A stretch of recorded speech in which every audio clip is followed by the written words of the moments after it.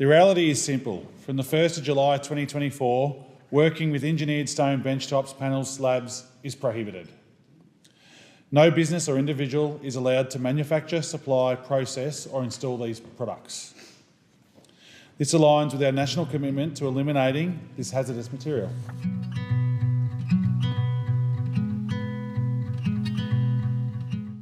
On the Customs Amendment, Expedited Seizure and Disposal of Engineered Stone Bill 2024. There was a time when asbestos was widely used and considered safe. It was an affordable and common material in construction, found in homes, schools and countless other structures. We believed it to be a great innovation, resistant to heat and corrosion. But Speaker, we now know the devastating health risks that we discovered later. Inhaling asbestos fibres led to severe respiratory diseases, including lung cancer, asbestosis and mesothelioma. Workers paid the price with their health and too often their lives. Now in 2025, we are facing a similar challenge. Another widely used material, engineered stone, is proving to be extremely dangerous. It is commonly found in benchtops, panels and slabs across Australian homes and workplaces. However, we know that exposure to respirable crystalline silica from engineered stone can cause deadly diseases, including silicosis. When a material is found to be unsafe, it is the government's responsibility to act. Those most at risk, workers who handle this material daily, deserve protection. That's why on the 1st of July last year, Australia took a decisive action. In a world-first move, we joined with states and territories to ban the use, manufacture, supply, processing and installation of engineered stone benchtops, panels and slabs. Just as we led the way on asbestos regulation, Australia is now setting the global standard in eliminating engineered stone. Other nations are watching and will follow suit soon. When I spoke on this legislation in 2023, I made it clear every worker has the right to return home from work safe. And nothing has changed. No one should suffer long-term, life-threatening illnesses because of their job, especially illnesses that only manifest years later. We must ensure that workers who have contributed so much to our country do not spend their retirement battling preventable diseases.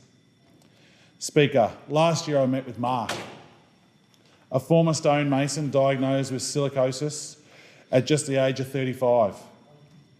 He shared how his once promising career was cut short, leaving him battling a life-threatening disease. His story is not unique. Countless workers face the same fate. This legislation is here for them. The prohibition of engineered stone is a critical step in safeguarding Australian workers, but a ban alone is not enough. There is no point in outlawing a material if it can still enter the country and be used. That's why on the 1st of January 2025, we reinforced our commitment by prohibiting the importation of engineered stone. This bill strengthens that prohibition by enhancing the powers under the Customs Act to seize and dispose of prohibited engineered stone effectively. It provides us with the tools needed to fully eliminate engineered stone from Australia. Implementing this ban presents us with unique challenges. Engineered stone products are bulky and managing seized materials at the border requires storage, transport, disposal and administration, each posing logistical difficulties. This bill addresses these challenges by allowing for the immediate destruction of prohibited engineered stone upon seizure. This approach is not unprecedented.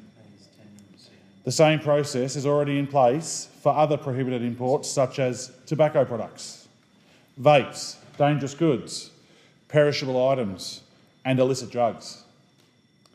Items that pose serious risks to all Australians.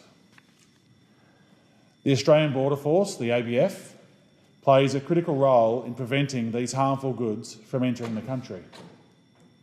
However, if we do not enable them to efficiently enforce the engineered stone ban, it will hinder their ability to regulate other critical border operations, as I spoke about earlier. This amendment ensures the ABF can effectively enforce the ban while maintaining focus on other prohibited imports. Without this amendment, seized engineered stone will accumulate, placing additional strain on Border Force resources. The efficient disposal of this material is essential for streamlining compliance process and enabling the ABF to allocate resources where they are most needed. It is important to note that this change will only impact importers who attempt to bring engineered stone containing crystalline silica into the country and subsequently have their goods seized. The import prohibition is designed to complement the domestic ban under workplace health and safety laws. Given that almost all engineered stone in Australia is imported, this measure provides an additional layer of deterrence at the border. To support enforcement, the government has allocated $32.1 million over 2 years in the 2024-2025 budget for the ABF to carry out its role effectively. This amendment also ensures the transparency. Within 7 days of disposing of seized goods, the ABF must issue a notice identifying the goods, detail how they were handled and explaining the reason for disposal. Additionally, importers retain the right to challenge the disposal and seek recovery of market value if they can prove that the required conditions of destruction were not met. Engineered stone is widespread and understandably business have questions about what this ban means for them. The reality is simple. From the 1st of July 2024, working with engineered stone benchtops, panels, slabs is prohibited. No business or individual is allowed to manufacture, supply, process or install these products. This aligns with our national commitment to eliminating this hazardous material. Importantly, this prohibition does not apply to porcelain, sintered stone products or finished engineered stone items that do not require further modifications, such as jewellery, sculptures, garden ornaments and kitchen sinks. Businesses that need to remove, repair, modify or dispose of engineered stone must notify their WHS regulator, except in Victoria where different arrangements apply. Some states and territories have adopted transitional measures for contracts signed before December 31st, 2023, allowing limited work with engineered stone until the end of 2024. It is also important to clarify that the Commonwealth Government is not providing compensation for the engineered stone industry. Since the prohibition is being implemented across all Australian jurisdictions, compensation decisions rest with the individual states and territories. At the core of this policy is worker safety, Deputy Speaker. This prohibition is about protecting Australians from preventable harm. By ensuring the ABF have the authority to promptly dispose of seized engineered stone will reinforce the ban and prevent unnecessary risks to workers' health. Moreover, this measure strengthens the enforcement of all prohibited imports, ensuring that its efforts are to eliminate engineered stone do not compromise the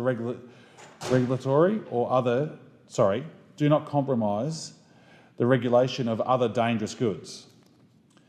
The implementation of this ban is a test to our government's commitment to prioritising worker safety and public health over industry convenience.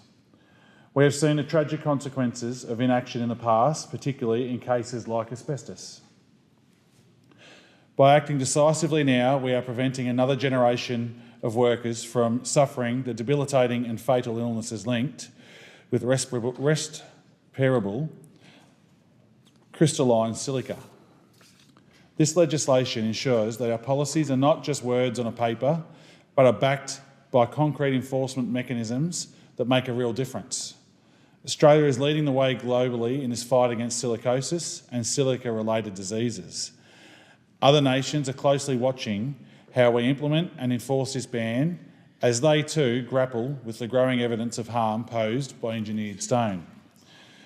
By setting this precedent, we are demonstrating that workers' health and safety must come as a priority and must come before profit and convenience. Our approach, combining a comprehensive ban with strong enforcement mechanisms, sends a clear message that we will not tolerate the continued endangerment of Australian workers. Furthermore, this bill is a step forward in modernising our border protection policies. The Australian Border Force plays a critical role in ensuring that only safe and compliant goods enter our country. By allowing for the immediate destruction of seized engineered stone, we are reducing the bureaucratic red tape and ensuring that enforcement is swift and effective. Without this amendment, the Border Force would be overwhelmed by stone and management of seized materials, ultimately diverting resources away from other critical areas of border security. This ban is also an opportunity for Australian manufacturers are ready to invest in safer alternatives, such as sintered stone and porcelain, creating new jobs in sustainable industries. Speaker, this legislation strengthens our ability to enforce the prohibition on engineered stone, ensuring that it cannot continue to be the silent killer in Australian workplaces.